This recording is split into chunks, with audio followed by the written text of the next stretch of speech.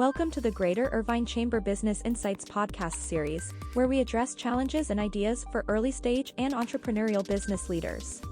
Your host today is Dave Coffaro, Interim President and CEO of the Greater Irvine Chamber.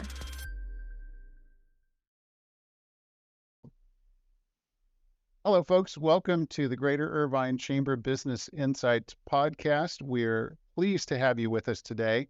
And one of the things that business people are seeing and feeling is the changing nature of work. So regardless of industry, regardless of profession, what I'm hearing is that the way we work is changing.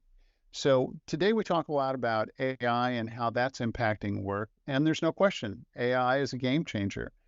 But it's not the first, or is it the last paradigm shift in the nature of work? So if you think way back to 2020, when working remotely went from being kind of a temporary solution to a mainstream method of working, that was a pretty big shift. And then we went to hybrid work, and then some people went back to offices, and we're still in this period of change.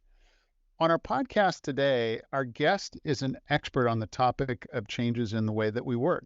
So since January of 21, Ian Williamson has served as the Dean of the Paul Merage School of Business at UC Irvine.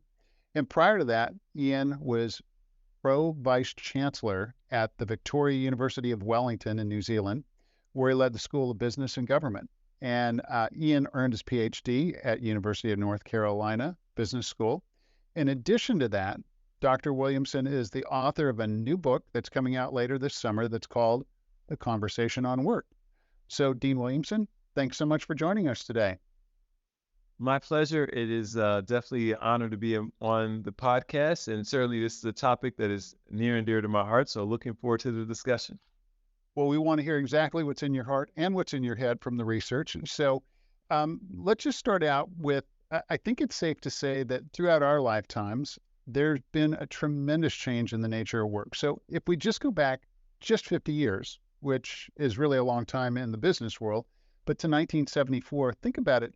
That was before the birth of the PC. It's hard to even fathom what work was like pre-PC. It was also a couple of decades before the commercial use of the internet, and kind of the notion of working remotely wasn't even something that had been born yet. So as you look at the nature of work today, 50 years later, 2024, what are the top shifts that are taking place that catch your attention? I would put it in three categories, three huge buckets. The work has changed. So what we call work and what we actually do as work has changed. The workers have changed. So the people that are actually doing it, that's a completely different set of people. I don't even have to go back 50 years. I can go back even maybe 15 years, and that's a very different set of people. And then finally, the tools we use to do work has changed. And perhaps what's particularly interesting today, if we look at 2024, is that while those things were happening certainly over the last 50 years, we've seen a exponential change in many of them in the last, say, 5 years. And so that's generated, I think, a system where much of what we thought we knew about leading workforces has been rendered less relevant or perhaps even irrelevant as we think about what is required to have an effective workforce going forward. So it's been in the most fundamental areas. The actual work, the workers, and the tools have all shifted dramatically, and we've seen an exponential shift in many of them, or all of them, over the last, say, 5 to 6 years. So if we just sort of take that and encapsulate it, everything's changed, right? I mean, those three buckets. I'm wondering from a leader's perspective, how do you navigate when everything's changed? And you're saying 5 years ago, from 5 years back or 15 or 50 years ago, there are a lot of people who are managing businesses today that have been around 10, 15, 20, 30 years. How do you adjust to that? Well, I actually think there's four buckets that are relevant here. There's the work, there's the workers, and there's the tools, and then there's the leaders. And I would say the part that is probably most challenging is while the work, the workers, and the tools have changed, it's not clear that the perceptions or the understanding of the leaders have shifted at the same rate. Mm. You know, if you think about it, let me talk about the work for a second. We are a professional service economy. If you go back and you look in the 1980s and 1990s, the largest employer in the country was still manufacturing. And that is definitively not the truth now. In fact, if you look across the states, the 50 United States, the largest employer in most of those states is actually in the healthcare professional service space. That was not true 20 years ago at all. So what we do to generate, we're a service-based economy. What we do to generate GDP is a fundamentally different set of activities than definitely what we were doing in the 70s or the 80s. And if you think about how we've set up most of our organizations, particularly our legacy organizations, the ones that have been around for 40, 50 years, a lot of the insight and thought processes we had for how to lead workforces were ideas that were developed under a manufacturing setting.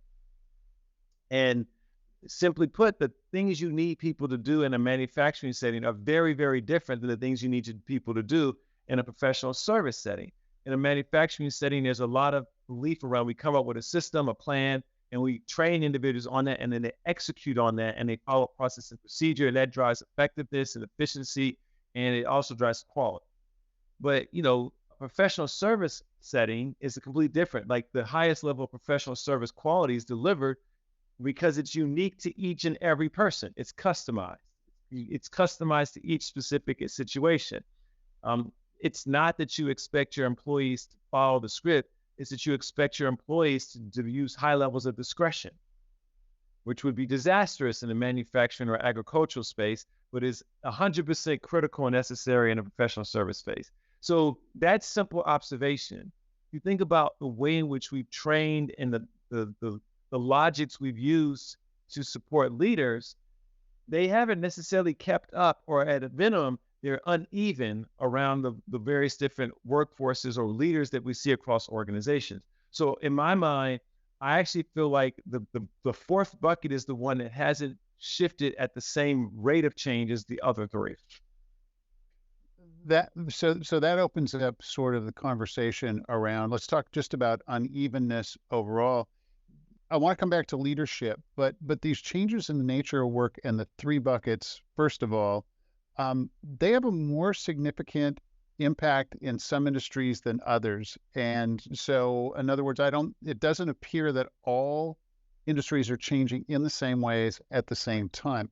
Which areas, from your perspective, are experiencing the greatest transformation today? And where do you see the greatest shifts taking place over the next few years?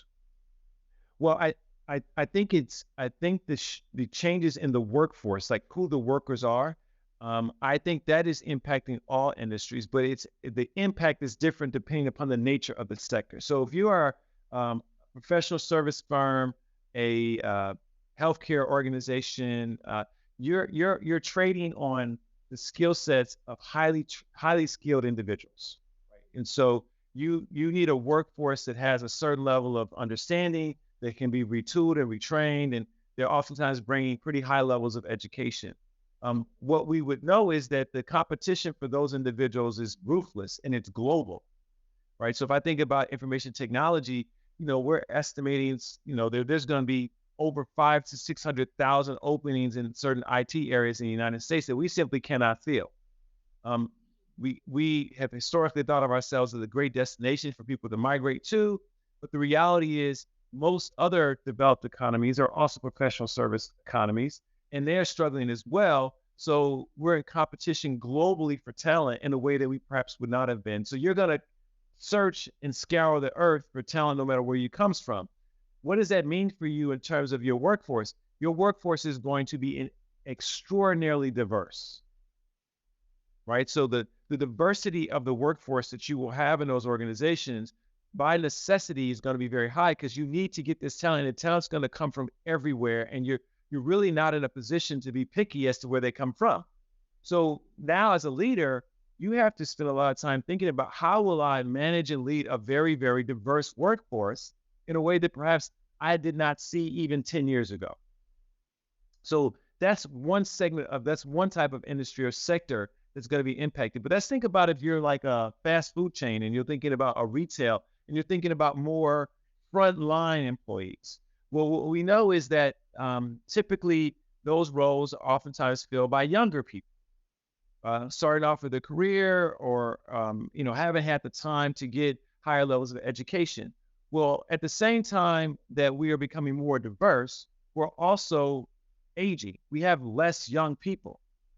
And so you don't have these people, period. Like they're just not there.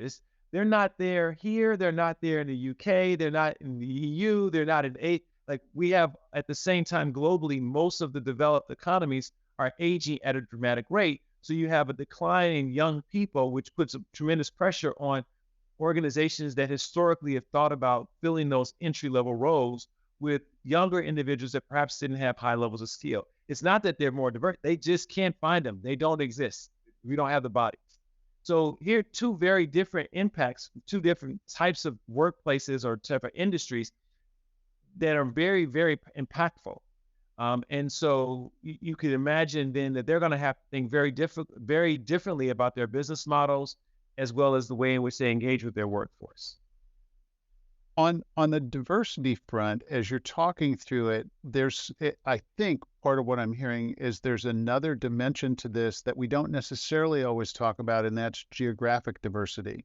And I wonder how that comes into play with the whole concept of leading a remote workforce, a virtual workforce, because part of what I'm hearing you say is because demand for talent outstrips supply of talent, that we've got to look broadly and we certainly have to look at diversity elements, but I'm not sure that collectively we've looked at geodiversity as, I mean, there's offshoring and stuff like that, but there have been mixed results there. Yeah, I mean, I think what's happening, of course, is, you add in the tools. So now we're really talking about tools have come on board that were just not feasible even 5 years ago. And so you have a worker who is a professional service type worker, a knowledge worker, and they're in demand and they're being recruited and they happen to live in San Diego. We'll just use that as an example.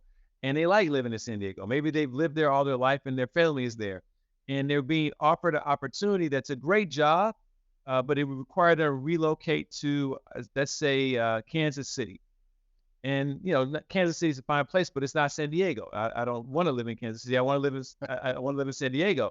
In the past, it would have been incumbent upon the worker to sacrifice that situation for the job opportunity. In part because they wouldn't have had the negotiation power, right? They would have felt like, if I don't take it, somebody else will. It's a good opportunity. I may not be able to get it before. And the company would have felt like, well, I'll just find somebody else. Now the company is going, man, we can't find these people. The employee is going, I know I'm in demand and I can actually do the job from San Diego. So if you want me, you're going to get me, but only if I can do it from San Diego. That would have been a request that the employee would not have had the power to exert, but also not even the option. So now as a manager, you get your talent. Great. So now I got a person who lives in San Diego. And, oh, wait, I have to figure out how to manage a geodiverse workforce. We didn't set it up that way. We never thought about that. It wasn't something they trained me on. I know I need the talent, but where's the rule book on this? Yeah. And, oh, by the way, and we've only really been doing this at scale or for most organizations in the last 3 years. So we haven't even had a chance to fully run out the experiment. So I think that element of dealing with a dispersed workforce is not necessarily new. Certainly we've had multinationals who've done that, but the scale at which it is happening across multiple types of roles is causing many organizations to go, oh, wait a second, this is not something we'd ever thought about before. And it has important implications about how do I inspire? How do I evaluate? How do I develop? What does career progression look like?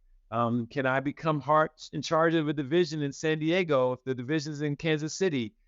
I'll just give you my personal story. When I accepted this job, as you noted, I was living in New Zealand. Because of COVID, I could not move to the United States. I started January 1st, and I did not actually physically arrive here on campus until late July that year. I led the business school in Irvine from Wellington, New Zealand for over 6 months. During that time, we made many decisions, made millions of dollars of investments. I hired members of my leadership team, some of whom I did not meet until I got here in August, but we're working with on a daily basis. This was not a normative that we would have considered even possible in 2000. Yeah. So you are living this sort of global environment and leading remotely. So I want to distill this to some actionable things for our listeners, because you just sort of laid out a whole bunch of golden nuggets there for us. But one of the things that I hear is, regardless of the organization you lead, be thinking about, how can I become more impactful leading remotely, and how can I apply this concept of geodiversity, hiring people in places that can fill the need where I can do it remotely. Because especially for a lot of small businesses, the concept of hiring somebody, even in Kansas City or New Zealand or far away, might not have come into their thinking yet. But part of the takeaway is, this is really a good time to think about, how can I bring on folks that may not be in this geography. That's one thing. But there's another thing too that's implicit in what I heard you say, Ian, and that is the cultural element of leading a team that you're leading remotely. And that's something that I think you're going to touch on in your new book, but it's so important. I mean, we talk about this all the time, right? The culture eats strategy for lunch or breakfast or whatever the saying is. And how do we build culture when we're working remotely? How does a leader, a manager, a business owner think about that? It just so happens that be careful what you ask for. So I have been working on a research project for several years, and that project looked at outcomes associated with teams and performance of work teams. And we were looking at how teams that worked remotely compared to teams that worked in person. And it just so happened I finished that paper right when COVID hit, right before I started this job. And so I actually had to go back and reread my own paper, because I was like, wait a second, this is no longer abstract. I have to actually lead a team remotely from another continent on the other side of the planet. And, what we found was that they're different dynamics of effective leadership. And in a way I always think about it is, to lead effectively today, you need to be someone who can basically win an Oscar, a Tony, and an Emmy. And the way I think about this is if you think about your favorite actor or actress, there are actually very few people who are equally effective in a movie, a television, and a Broadway play. It's all acting, but they're completely different things when you think about the skill set. What it takes for a person to be on stage in person to captivate an audience and get them engaged is very different than what it takes for a person to be effective in a 22-minute sitcom versus what it takes for a person to be effective in a 2.5-hour movie. They're all acting. It's all acting, but it's definitely not the same skill. And in fact, there's very few people in the history of entertainment who actually won an Oscar, an Emmy, and a Tony. Like, there's just, it's not very few people can do it. And so what we're asking our leaders to do now is, okay, you're going to have workers that need to be in person. In some cases, there's no choice around it. The nature of the work requires it. Or you as an organization may have a philosophy that certain people have to be there. Then there's going to be aspects of your workforce that will simply not be there, right? And so you're going to have to be able to be effective interpersonally. You're going to have to be effective on a 2x2-inch square on a screen. And you're going to have to be effective in broader, maybe more finessed video deliveries that you use for your workforce in conveying and inspiring. And have we developed leaders to have that skill set? So that's one. I think leadership needs to really evolve to be much more holistic in the types of situations that people will be expected to lead in. That's one. I think the other, so that's, I think another aspect around this is the types of things that are effective in leading across these different situations, particularly in remote situations, are different than the types of skill sets that are effective in leading in interpersonal face-to-face settings. So there was some very fascinating research that looked at this, and what they found was in interpersonal settings, we tend to respond very favorably to individuals who are talkative, individuals who are come across as charismatic, individuals who are effective at using humor. These are things that allow us at an interpersonal level to feel a sense of connection. That works very effectively face to face. However, it is very difficult to translate those things into a Zoom call, right? It's a different medium. It's not as rich as face to face. You lose a lot of the ability to, the timing is off. Your body language doesn't convey messages. Your hand gestures.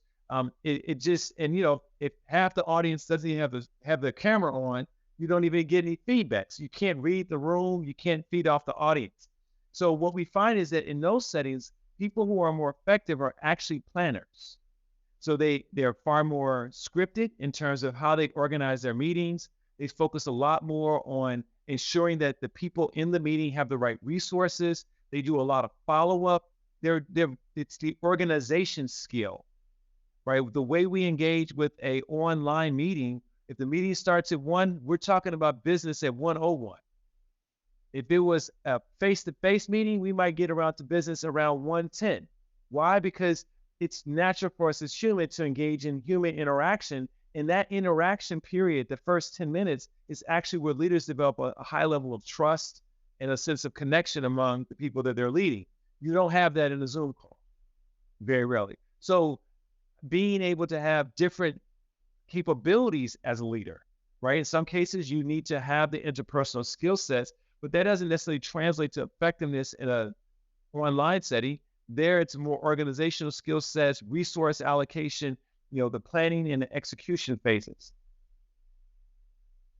I think that I hope that our audience really captures this concept of the triple threat, the Emmy, the Oscar, the Tony, and how you essentially play to your audience. And so the comparison of the Zoom meeting versus the in-person one, there's so many great takeaways in thinking about that. I'm thinking about old studies about, only 93% of communications or only 7% is verbal, and the rest of it is everything else and what you miss. So it really makes an important point. And you used the term holistic when you were talking about leadership. So I want to get into perhaps more of a management question, but here's the question. So as you think about the workplace environment and, how we define the issues in the workplace, that's evolved a lot over time. So for example, things like work-life balance or emotional and mental well-being, things that might have been considered soft subjects in the past and not really in bounds for a business conversation, now they're part of employee wellness and the way we think about our employees. We think about our resources truly as people, whole people. How do you see these themes impacting organizations over the next few years? How does that come into the leadership kind of cognitive schemata? Only in my mind, it only becomes more and more important. And this is why. So one of the reasons why these items have become more central in what we talk about in the workplace is because the work has shifted. We're asking people to do services, and we're relying upon knowledge workers. And it's almost impossible for you to be a knowledge worker and not have these other aspects, your mental health, your emotional well-being, your physical health. It inherently shapes how you deliver the service that the organization is paying you to do. It's not, you don't have the ability to hide behind a machine or a process. So when we talk about, knowledge workers using their discretion to come up with customized solutions for a client, it's almost impossible for you to do that if you don't have empathy and you can't listen effectively. But if you're distressed because of something that's going on in your personal life, or you're not well physically, or you had a trauma in your life that causes you to be emotionally detached, how is it that you're going to effectively create a customized service offering for a client versus me doing something that's more mechanical or process oriented in a manufacturing setting? It's almost inherent. The nature of the work that we're asking people to do, because it's more services, taps into a broader range of who we are as humans in general. So I see no expectation we're going to become less of a service economy. So then this becomes even more important for organizations to think about, because it inherently shapes the quality of the service that you will be providing. It'd be impossible for me to think about a professor giving an amazing lecture at our business school if at the same time they're worried about the health of their child. Like, it's just not going to happen. Right. They're not going to be on their best that day. Or if they're nervous because they don't have access to childcare, or they don't have confidence in healthcare, or they're dealing with an emotional issue in their personal life and we don't have any resources for them to address that, it's no way they're going to be at their A game if that's dragging on them. And so all of a sudden, what we used to think was, well, that's the employee's problem. Well, now we start saying, well, actually, it's my problem as a leader. I cannot solve every single one of those, but I might want to make some investments to provide resources to prevent them from getting to the point where it is catastrophic or detrimental. Yeah. And so I think this is just going to be more and more the story. Oh, and by the way, there's a shortage of these people to begin with. So I really can't afford to lose them. And if somebody else shows them more attention and care, I probably will. So now I need to be in competition with organizations to create as supportive of an environment as possible. That theme of being in competition for talent, I don't know that leaders or managers have necessarily fully absorbed that, right? So if you kind of think about it, really, I think in this country, since the Great Recession, 2007, 2008, we've only known a period of disequilibrium between supply and demand of talent, right? But before that, there were more people than there were jobs. But even today, and some people feel, maybe tough to get a job, but there's millions of jobs opened and more than there are people. So how do you see this trend playing out over the next few years, and how do you think it's going to impact business? If you look at the history from 2008 to 2000, certainly I know the numbers to 2022. Every year from that period of time, we had an increase in voluntary turnover in the United States. Every single year, with one exception. The one exception was 2020. Things plateaued out because people didn't know what was going to happen with COVID. But 2021, you basically saw a double portion of voluntary turnover. So everyone talked about the great resignation in 2021, but really what was going on is everybody who would normally have left their job in 2020 took a break for a year, and then that group and the next group all happened. We got a double brood, of people Right. leaving. Right. And so that's why the system was like, what in the world is going on? But in fact, it just kept the slope that we had already had for over a decade. So this disequilibrium that you're discussing, we've been dealing with this for a while, and there's really no structural factor that suggests that this is going to change anytime soon. I know right now in Orange County, people have raised that unemployment rate has gone up, but it's going up to like 4%. Right. Which, I mean, like, there was a time where 4% was being labeled as full employment. Right. So, we're still dealing with a disequilibrium here. It's just not the 3.2% or 3.3% it was 18 months ago, which was impossible to sustain. So I think it continues to be something that organizations will have to think hard about. What I hear many leaders say is that will new technologies such as artificial intelligence allow organizations to alleviate some of the pressures created by this lack of talent or lack of supply of talent through automation?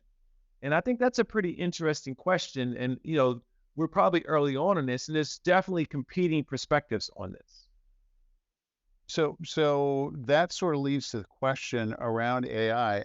On the one hand, we're talking about this holistic approach to the way we think about our employees and how we keep them engaged because we need to keep them. At the same time, we've got this proliferation of AI and kind of, some fields are impacted more than others. Some tasks are impacted more than others. As you look ahead over the next few years, what industries, what jobs, what tasks do you think will be the most impacted? And will that help deal with the disequilibrium that we experience in the workforce? Historically speaking, whenever we've had major technological breakthroughs of some sort, over the long term, that technology tends to generate more job opportunities than it destroys. So the one of the arguments in every single one of these situations has been that the technology will displace workers and create high levels of unemployment. Over the long term, we'll say 10, 15 years, it tends to be the case that the technology creates many new jobs, and as a result, overall job creation is higher. In the near term, in the short term, it is oftentimes the case that you do see displacement. And so that is, I think, two things can be true in this story. What is perhaps unique and interesting about the artificial intelligence story is where the displacement might happen. So historically, we've thought about this displacement happening at the lower levels or the lower skilled jobs. Those are the ones that will be displaced by things like robotics, automation, and the like. But what we are seeing perhaps is some potential for what we typically have called white collar jobs or higher end jobs, higher paying jobs, potentially being impacted by this technology, artificial intelligence, more so than, say, some of the lower level jobs. But I will say this is going to play out, at least the data I've seen projects that this could play out very differently depending upon your starting point. So it is the case that you might have lower educated individuals in the United States and then sort of mid-level individuals in the United States impacted by artificial intelligence through some type of automation activity. And then higher skilled individuals actually being augmented by this because their insight will be magnified and multiplied by this tool. But I was looking at an interesting study that looked at what the projections might look like, say, in a country like India. They're coming off of a lower base. And in that research, what they suggested that was every level of the workforce would probably see increased employment opportunities because of artificial intelligence. In some extent, what they're saying is they're leapfrogging other societies that haven't had the ability to sort of develop some of the infrastructure that we would have here. So you could have a lower skilled individual use AI and actually be more productive despite the fact they didn't have access to the educational infrastructure that we had here in the United States. That's really important because you could envision, and if that was true in India, most of society would be very supportive and embrace artificial intelligence. But if it played out in the United States as I described, you could see large segments of the society being very skeptical and being very resistant to this technology and really wanting to see government or other entities put in practices that restrict its use. So the way we respond to this won't necessarily just be in an economic manner. It'll also be through the lens of what does it mean for my immediate day to day. And that's where you're probably going to see a lot of variation across the world, but also across companies or across regions, right? In terms of do they see it as a threat to their day to day or do they see it as augmenting? And this is, I think, a very important point because the way a group sees something is heavily influenced by the way the leader frames it. And so the leaders and organizations will have a responsibility, whether they appreciate it or not, to talk to their workforce about how they should be thinking about this technology. Is it a technology that is going to be framed as, I can't keep you, so I'm going to use it to displace you? And that's sort of the rhetoric that you hear some leaders say publicly. Or is it going to be, this is something that's going to allow us to get the most out of whatever insight that you possibly have? And you're going to get very different reactions from your workforce based on how the leader frames that. That's a wonderful takeaway for our audience. That is, we're exploring these ideas. What does technology mean? What does AI mean? New tools that are available and becoming available. To approach it from a perspective of how does this help make us better, stronger, sell more, take care of our customers better, become more efficient, more effective. But my view and interpreting what you've said, I think we should be a little less concerned about it taking away a bunch of jobs and more concerned with how does this help us navigate the world from the staff that's available to us, right? Yeah, and I think, one of the things from as an educator, one of the challenges that our university has to take on is that, we need to make sure we increase access to higher education to as much as possible so that more members of society have the baseline skill sets to be productive. Right? Yes. It's in everyone's interest that we do that. And our organizations will probably need to think about how they invest in educational mechanisms to ensure that everyone has the ability to use these tools to be productive. So that begins to mitigate some of the potential resistance and the perception of threat. But there still is a role for leadership to frame it in a way that says, is this going to magnify the skill sets I have in my workforce, or do I have such lack of confidence in my ability to develop a workforce that I'm just going to say, forget it. We're just not going to have a workforce. We're going to use machines. Yeah. And I think there's a natural limit to what the machine will be able to do. And even now, I think if we're realistic, much of what we talk about with AI is aspirational versus what is actually practically happening on the ground today or will happen over the next, say, 12 to 24 months. Mm-hmm. Important for us to think about, especially if you're leading a business. So Yes. We've got time for one more question. This is the last question, but our chamber members represent large, medium, small types businesses and across a lot of different industries. So as these business leaders contemplate questions about how to attract, develop, retain the best talent, what would you suggest they be thinking about relative to the changing nature of work? Big question. I'll try to give a simple answer. And it may come across as overly simplistic, but I actually feel like it goes back to some very, very foundational psychological principles that we understand. We're dealing with a tremendous level of disruption. Let's set a context. Our civilization is coming off of a period of a traumatic period, a global pandemic, probably the most harrowing trauma that all of us will experience collectively. And so you have a workforce that is inherently got some uncertainty. We have short memories, but our memories aren't that short. And so we have some uncertainty around it.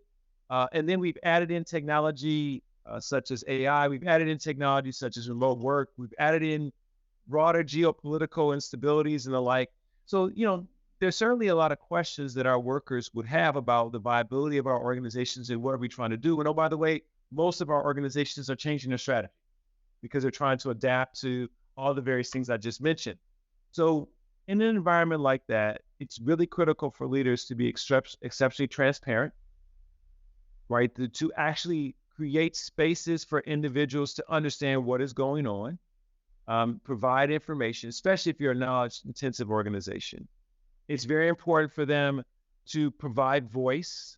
In a dynamic environment, it's very difficult for the leader to have all the answers. You actually have a highly skilled workforce because they're smart. So do you provide them voice and shaping what the organization is able to do? And then thirdly, I actually think it cannot be overstated. I actually think it's very important for leaders to understand how to express empathy, because you're going to be asking tremendous levels of discretionary effort from your workforce. They have the ability to leave in most cases. They will stay if they feel as if they're in an environment that is empathetic to their needs and their understanding and their concerns. That doesn't necessarily mean that we take away all your needs. Empathy is not solving your problem. Empathy is acknowledging and appreciating that there are problems that you are facing. And if I can support you, so be it. But even the acknowledging of them provides a sense of comfort and support. And so I actually feel like while we have a lot of other things that are going on, there's technical skill sets and all these other things that will be very important for people to master going forward. If your job is to lead a group of people to accomplish a task, being able to have a sense of transparency, a sense of voice, a sense of empathy to navigate your workforce through what is very much a disruptive period. I mean, we've not witnessed a lot of periods like this in the history of humankind. I actually will go a long way towards your workforce wanting to stay with you, wanting to put forth discretionary effort, and actually allowing you to be innovative. Well said. And I think that one word, that one concept, empathy, is so powerful, especially at a time when the world's going through so much change, when the research says people are feeling anxious, stressed, and all those things. What a wonderful closing thought. So, uh, Dr. Ian Williamson, thank you so much for a wonderful conversation, for sharing these insights. Folks, thanks for joining us today, and have a great rest of your day. My pleasure. Thank you for joining us for the Greater Irvine Chamber Business Insights podcast. To stay informed about upcoming podcasts and other important business news, please subscribe to our channel or check the Greater Irvine Chamber website.